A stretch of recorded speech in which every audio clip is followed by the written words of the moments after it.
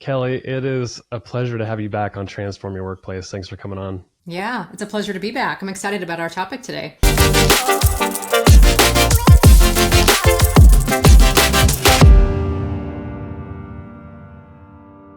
Yeah, we're talking about negotiation with salary. That's a tricky topic, both for somebody who's negotiating on their own behalf and for leaders and HR people who get involved in the negotiation. So we're gonna dive in. We'll start with you. You started in the banking industry early, I think in your 20s. What can you tell us about that initial job offer that you got and how it influenced where your career went? Yeah, it's interesting because since we're talking about money, my joke and one of the things I've talked about, especially in my book, is that when I was a little girl, I wanted to be a weather girl. I wanted to be the weather girl Mm. so bad. I loved like following the tornadoes and standing outside and watching tornadoes. I'm from Nebraska, so I got to do this. And as I got into corporate and especially into banking, which you would think talking about money being in banking, since our product is money, would be easy. It's not. And my thought was always, gosh, like money should be as easy to talk about as the weather. But it wasn't always easy for me. My first job into banking was because I was moving back to Omaha after living in a different city to be closer to my then fiance. And the job offer that I got was about $8,000 more than what I was making at my previous job.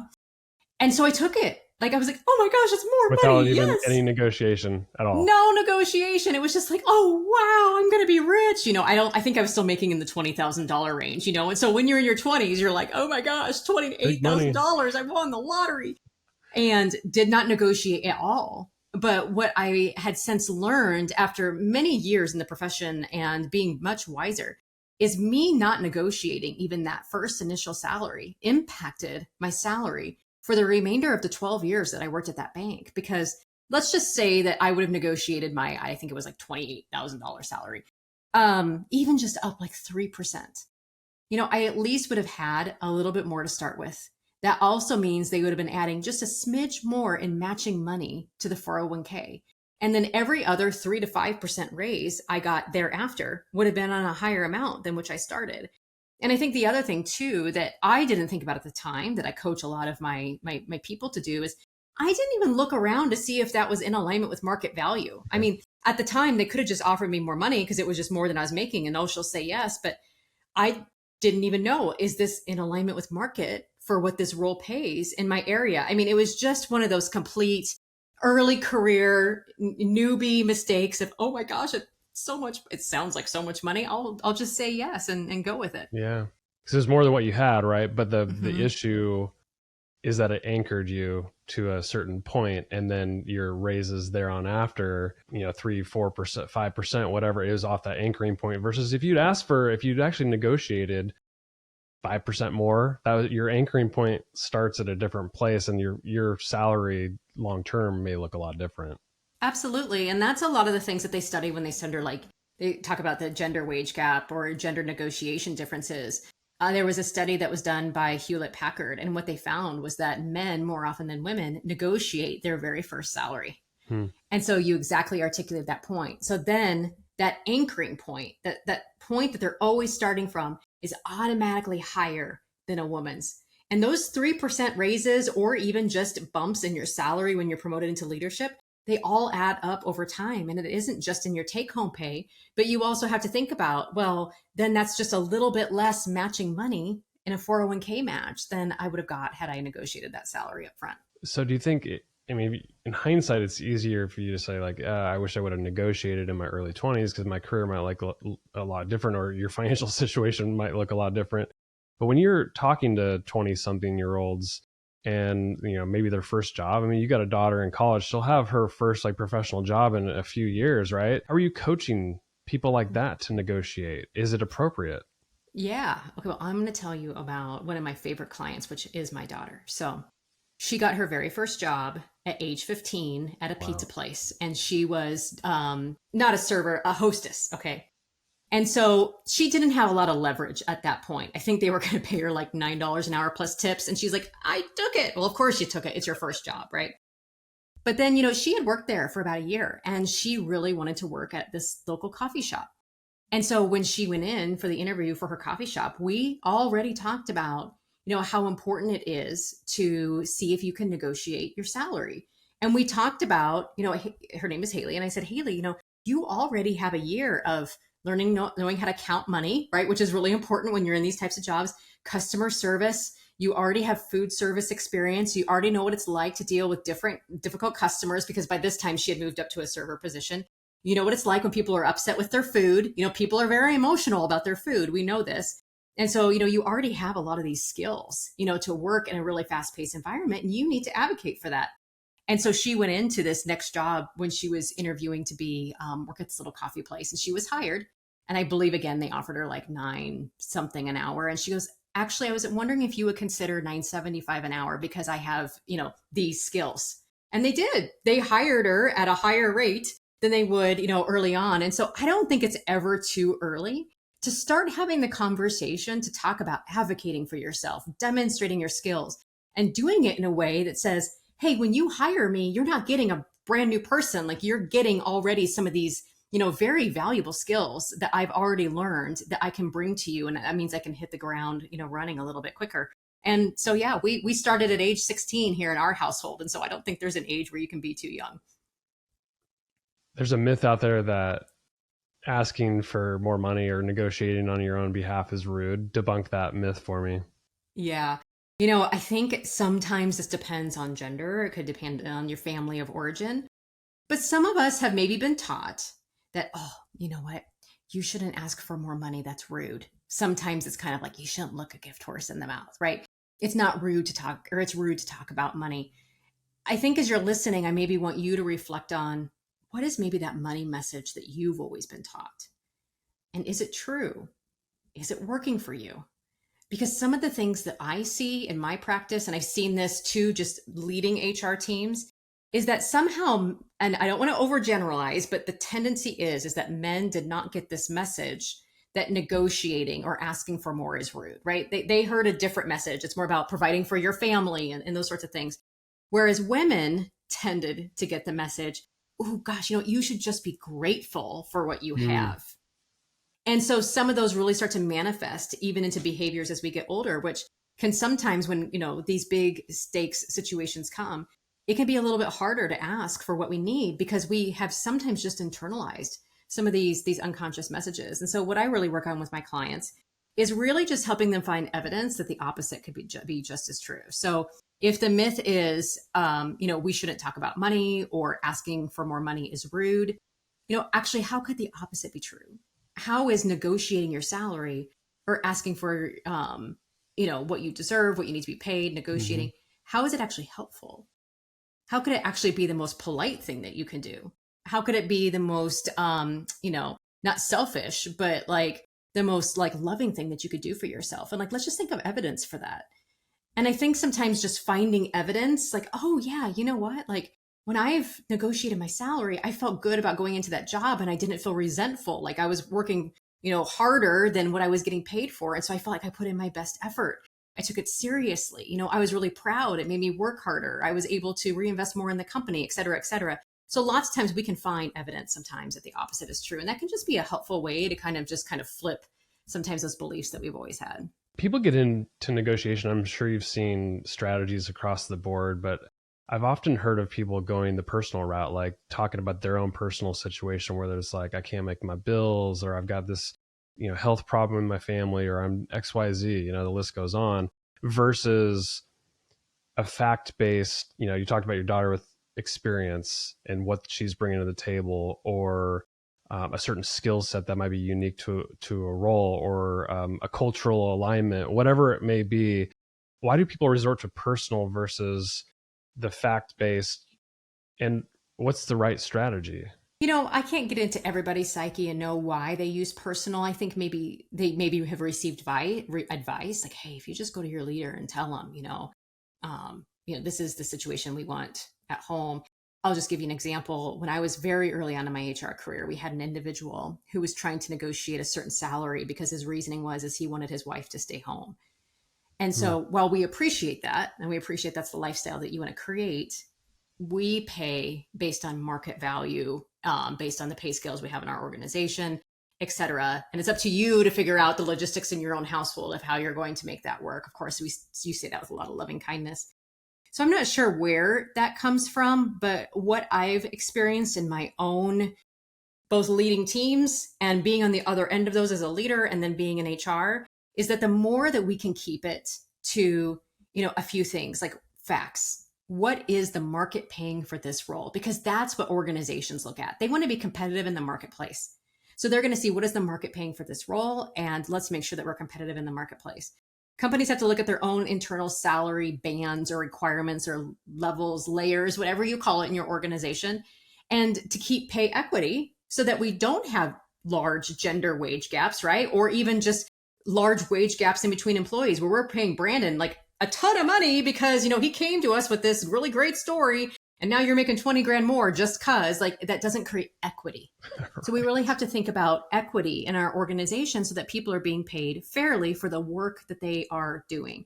And then the final thing is we're also then paying though for skills and experience. Is somebody 20 years my senior with 20 more years of dedicated experience going to make more than me? Very likely so. But they have 20 more years of skills and experience, that they're bringing to the job. And so knowing that that's the decision criteria that organizations are paying on: market, equity, and skills, talent, and experience. That's the mindset in which you also need to frame your ask. And you can do that. You can go out and, maybe you do have a personal financial situation at home. Maybe you do want your partner to stay home. Maybe you are having some health issues. All of those are valid reasons to ask for a raise. And when you go and ask for the raise, the correct way to do it is to phrase it in, hey, here's the data that I saw in the market of what my job is being paid. Here is all the skills and talents I bring to this job. And hey, here are 3 big things that I have done for this organization in the last year and the results. And so I think because of these things, I warranted to be, bumped up to the next salary band or a $5,000 increase, or sometimes in jobs you can move from like an analyst to a senior analyst and that comes with a pay raise. So you can still get the things that you need personally, but using it in a language that advocates professionally. Since you're emphasizing the importance of using market data, I want to unpack this because I think it gets a little complicated in negotiation for the employee or the candidate that's negotiating on their own behalf, because they don't have access like an employer does. The employer might have access to a lot of different wage data sources. They're running and creating their wage bands. But unless they're completely transparent along the way about what the range is for a particular position, I think the candidates are kind of left in the dark to use like Glassdoor and LinkedIn and other positions that have a similar title, but they're not going to go layers deep on like what the job duties are and truly match up. They just don't have that kind of data like employers do. So that being said, how does a candidate or a current employee leverage market data when they don't quite have the same access?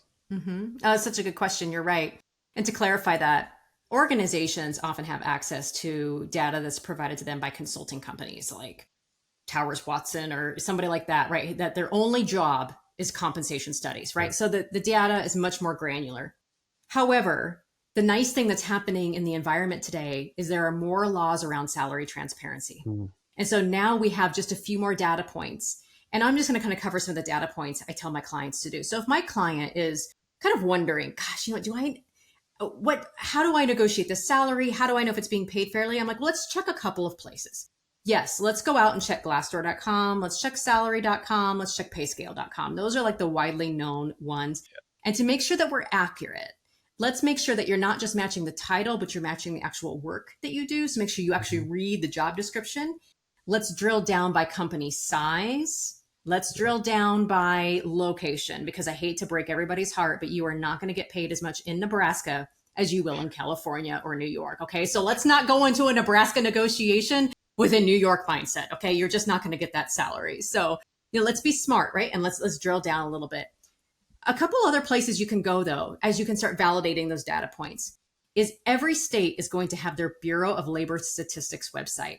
Oftentimes it's called a wage estimate system. So in Nebraska, you can even just Google Nebraska wage estimate system, and you can go and look at job titles, and it will give you government reported data for, positions in my city that are doing that and what they're being paid. Okay. So some states have that.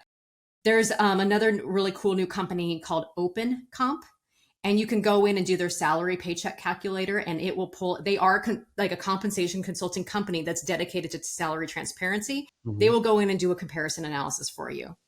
The last place that you can check is, because salary transparency is becoming law in many states, is you can go find jobs that are posted in states that maybe have similar cost of living for you, and just see what's on the job posting boards and say, okay, this is kind of what I do. This is my title. This matches my work. I'm in Nebraska. This job's located in Kansas. It's probably pretty close. So what I'm saying is, are you going to get exact data? No, you are not. But are you going to start to become more educated so that we can get this bubble around this number that we're going to ask between 5 and 10,000, so that we can kind of start to zero in? Yes. And it's like, how do we start to use just this intelligence to get a little bit closer to where we think we should be, so that we're not totally, one, either discovering we're out of the ballpark for salary range, or we're coming to a salary negotiation that Hmm. is just so far out of the ballpark, they're going to be like, no. But with these resources, you can start to get really close to where it needs Yeah. to be. I'm going to go on a kind of a little sidebar here, but I don't have any data behind this other than just kind of like anecdotally what I've heard is within the last year or two, a talent crunch of just talent. Right? And now that people are working remote, I've heard that some organizations are doing like a location agnostic salary where it like you could live in Nebraska but still get paid like San Francisco wages. Are you hearing any of that from employers because they're starving for talent? I heard it from clients. So I have a client who is in the tech space. Unfortunately, she was one of the individuals who got laid off in one of the many tech layoffs. But one of the things that we were talking about just in our conversations about what she was going to do next was, she said, Kelly, I worked for one of those companies that was based out of New York. They were just paying everybody New York dollars. She goes, and I was really Awesome. happy here in Nebraska. And she just said, she goes, you know what? I think one of the things that I need to do as a job seeker is just recognize that that was a pretty good situation for a while, but it may not be likely that I'm going Mm. to find another job that just pays me New York or San Francisco rates no matter where I live. So have I seen it? Yes. Is it ubiquitous and everywhere? Probably not. But I think, then looking at the candidate thing, one of the things I do as a coach is, again, just having that conversation, that was really nice for a while, and not every organization is going to pay you the same no matter where you live. Right. Every organization has their own compensation philosophy, and that's just something that you can learn and get to know during the interview process. And as a Hmm. manager, it's also very important for you to understand your organization's compensation philosophy, because you're going to have people that come to you asking for raises. And so when you get a better sense of, just how your organization pays its people, you can have, better conversations when they come in for that ask. You'd mentioned that in an article you'd wrote, you'd talked about how, and then I think this is a myth. It's a common myth. Like in the interview process, people wait until the very end to ask about compensation. But if you're trying to really get to know a culture and they have a compensation philosophy, not every company does, but I think a lot are really leaning that way because they want to be transparent about like what their philosophy is on comp. Is it appropriate to ask that in the first couple interviews or the first interview just to see if there's alignment? I guess in my own experience, I think so. Hmm. I'll just put myself back in my HR shoes. And one of the things that I kind of believed about the interview process, and I often joke that interviewing is very similar to online dating. Like, we just kind of want to fail fast here, Yeah. right? We're going to Right. kind of see if we're heading in the same direction, because if we're not, like, let's not waste our time. Interviewing is an intense and time consuming activity for an organization, and it is an intense, time consuming activity for the employee. A lot of employees tell me when they're job seeking, they're like, this is a full time job. I'm like, yeah, it can be. So my philosophy is let's start talking about comp early, like first, call. I would have a lot of my recruiters who were doing the screening, and even when I was a recruiter doing the screening, just saying, the pay range that we have slated for this position is X to X. Does that fit inside the range you're looking for? Because that way, if I'm on the call with that person and they were hoping for 150,000, but I'm only going to pay up to 100,000, like, let's just end this. Yeah. Like, why am I going to bring you in, sit you in front of managers when we are so far apart money Hmm. wise that this is not going to work? And so my philosophy was always like, let's be as transparent as possible up front. That way, if we need to fail fast, we're not wasting our time. And most importantly, we are not wasting your time. And so I think the earlier the better. Everybody's a little different organization wise, but that's my story, and I'm going to stick to it. What about the job posting? Wouldn't that be early enough, or are you opposed to putting range on a posting? Oh no, I'm team range. I love that some states have gone to salary transparency. Yeah. Because I even remember there was this one I was looking for, I'd been at the bank for a long time and I was kind of getting a little itchy. And so I was looking externally. And at the time, people did not post salaries. They just didn't. Hmm. But there was this one company in Omaha who always did. And I remember seeing a couple of, things out on their website and I would see the job. I'm like, ooh, that looks interesting. But like the max pay was like 20 grand less than I was making. So I was like, no, I'm not going to waste No. my time. That I don't even use their resources or get into their applicant tracking. So I think that salary transparency is good. I think it's helpful. I think it doesn't waste folks' time. I'm not applying for jobs that are not even going to be close, right? I don't even spend time with the recruiter. One of the things I see organizations doing to kind of beat this whole salary transparency thing is they'll post a job salary range of like, this job pays anywhere between $25,000 and $125,000. That's Like, crazy. that's crazy. Don't do that. But I honestly think that the more clear we can be, I just Yeah. have this philosophy that the more that clear we are, the more we are going to attract the right people for us. And I don't think that that's any different in recruiting. So I'm glad you called that out. The best place to start is in the job posting. It's funny because I'm a marketer by profession, and so we always talk about, like, talk to your audience, the one that you're actually trying to attract. And if you do like what you just described with the 25,000 to 100,000, you're trying to appeal to everybody, so you're appealing to nobody, and that's just not a good strategy. So I like your ideas about just being very clear, very transparent. Don't waste anybody's time, because you're going to attract the people you want and repel the rest. Yes. I have this little mantra in my book and I made little bookmarks of it, but it just says success loves clarity. The more clear you are, the quicker it's going to be and the easier it's going to be successful. In negotiating, we don't have to just negotiate salary, right? There's other things that we can do. What are some of those other things that we can negotiate? Yeah. So what I've seen some of my clients negotiate recently is a hybrid work schedule.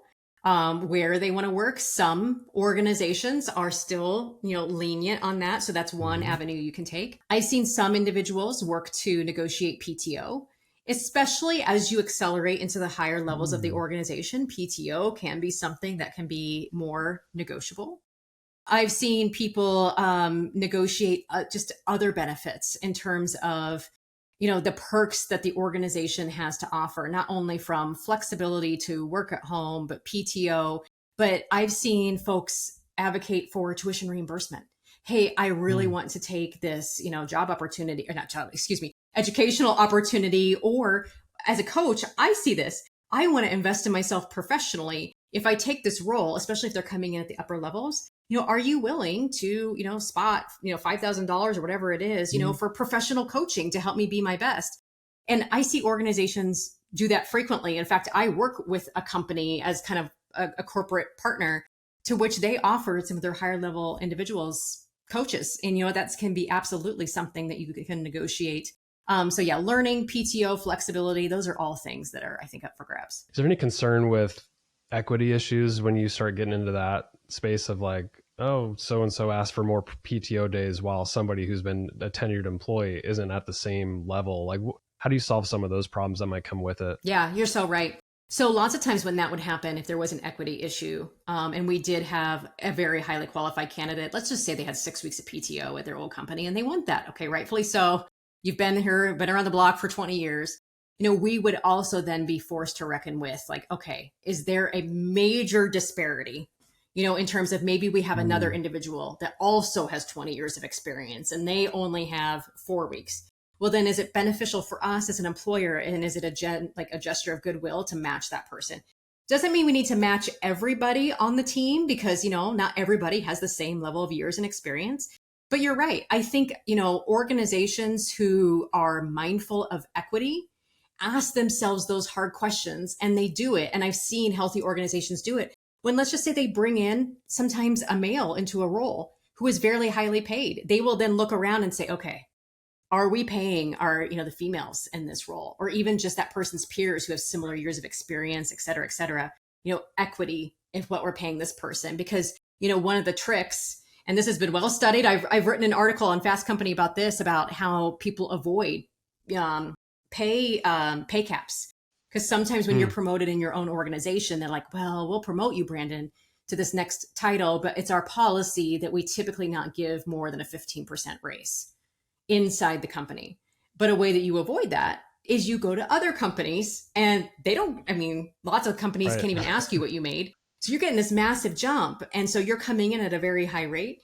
Well, I think smart companies know, well, then we need to look at the equity of everyone around us, not only of PTO, but of pay. And I just think that that's just something that, you know, companies who are equity minded are constantly looking at. And I've seen organizations who do that. Yeah, like pay compression is a real issue, right? You have people that leave the organization and then you have to hire to replace, and it's like the market value of somebody coming in. Well, you know, the rest of the people that work there maybe aren't coming in at that level anymore. So you have to really look hard at where the rest of your people are getting paid, and are you compressing their wages in an unintentional way? A lot of times it's not intentional, right? Yeah. But that starts the whole conversation we started on this podcast, as a lot of employees think about having the salary conversation because they see somebody else coming in and they start to wonder, I wonder if that person was brought in at like 20 grand higher than me. And then they're going to go out and look at market, do some research. So this whole thing is just a big circle. It is. Yeah, that's you talked about the discrepancy between men and women. Men tend to negotiate better, but I look at that, if that happens perpetually long term, where women don't negotiate on their own behalf and men do, is that what's contributing to the gap that we've seen over the years? You know, there's a lot of things that contribute to the gap. You know, the research shows that men will negotiate their salary 4 times more than women. Other things I've seen, you know, being in the HR space, is just in general, when men first do come into that job, their starting salary requirements are often higher than what a woman will list as her starting salary requirements. Some of that could be because he's already paid more than she is. So some of it, yes, is individual, but I also believe that a lot of it is systemic, and there are some systemic issues that are still at play. Because I think one of the things that I talk about, especially when I'm talking to, you know, male CEOs or male senior leaders, is like, what we have to realize is that the modern organization was created by men for men at a time when women stayed home. Women couldn't even sign their own checks or borrow money in their own name till 1974. Women weren't really in the modern organization in the senior most roles until like the 80s and 90s. Like that's like when we were little, right? I mean, this is recent. And so when women were in the organization, they were typically hired into lower paying roles. And there was just still some old legendary systemic thinking that women's work was not worth as much of a man's. And it's just decades of undoing that. And I think every generation gets a little bit better. So the answer is it's both and. Do you think it's getting better? Like you're saying, it's like it's taken decades to kind of unwind the old school way of doing things. Do you think we're waking up to it? The data would tell you no. The data would tell you that the gender pay gap has remained very similar. Where we are making improvements is the data, especially like the Lean In McKinsey Women in the Workplace report, showing that there are more women CEOs more than ever. There are now more women in C-suite positions more than ever. And so I feel confident that as we get more women into the rooms where decisions are made, some of these conversations will start happening. And I'll give you an example. So one of my most favorite books that your listeners can check out is called My Life in Full by Indra Nooyi. And if you don't know Indra Nooyi, she was the CEO of Pepsi for many, many years. And as a woman CEO, one of the things that she mentions in the book that she would call, you know, attention to is pay disparities amongst her leadership team. And she says in the book, she says, you know, sometimes men would be like, well, you know, she's only making like 3% less. And so Indra would say, well, then we could just pay you 3% less, then no big deal. And they'd be like, oh, no. So, I mean, I think sometimes it just takes, you know, someone to call attention to these issues to really lead the change. And she just does a wonderful job of talking about a lot of the topics we're talking about today in that book. And so I highly recommend that read. Let's end the conversation with giving listeners, if they ever have to negotiate on their behalf, maybe a tool to use, maybe a script. I know you've worked with your daughter on this and you work with other clients. What's some sort of salary negotiation script that we can use to feel comfortable in asking for what we deserve? Yeah. Okay. So I'm going to preface this by saying I actually have a free like Mad Lib script thing that you can fill out on my website, and I'll drop that link, but I'll walk you through it. Great. So really quick, let's just do what I said in the beginning. Let's start with the data. Okay, let's just do a little bit of market research. Let's really write down our unique skills and abilities, what we bring, and the results that we brought, and how that's benefited for the organization. Let's just start with like a snapshot of where everything is. And then the next thing that I have folks do is, as we prepare for our ask, then I want us to practice our ask. And so maybe that looks like just writing down a script of what you might say. Maybe it's typing your leader an email, but not sending it yet, right? And sleeping on it. Practicing your ask could be practicing it on your iPhone, in front of your dog, in front of your partner. And then, your leader best on if they're going to respond to this best in person or responding to this, like if you want to send an email first, same thing in the, if you're interviewing for a job, you can kind of get a sense for if you want to have this conversation in email or with the recruiter over the phone. And the last one is just to make your ask. And the tip that I always give folks when they make their asks is make your ask and be quiet. So often, and I'm speaking from firsthand experience, I just want you to know, is we make our ask and then we get all nervous and we're like, oh, Brandon, but if you can't do that, it's no big deal. No, make your ask and simply just be silent. So prep your ask, practice your ask, make your ask, and be quiet. And I have a little guide that folks can download on my website if they go to kellyraythompson.com. It's under the download section. It's a salary negotiation guide. So awesome. We'll put a link in the show notes for sure. Kelli, thanks for being part of the podcast. Kelli, you're the author of Closing the Confidence Gap. You do speaking, coaching, a whole host of things. Where can people find you? Yeah, the best place to find me is, like I said, online at kellyraythompson.com. I'm Kelli with an I, R-A-E. But yeah, you can definitely reach out to me. I'd love to hear from you. I'm on Instagram and LinkedIn, and on both of those platforms, I'm / Kelli Ray Thompson. My guest today has been Kelli Thompson. Kelli, thanks for being part of the show. Yeah, thank you.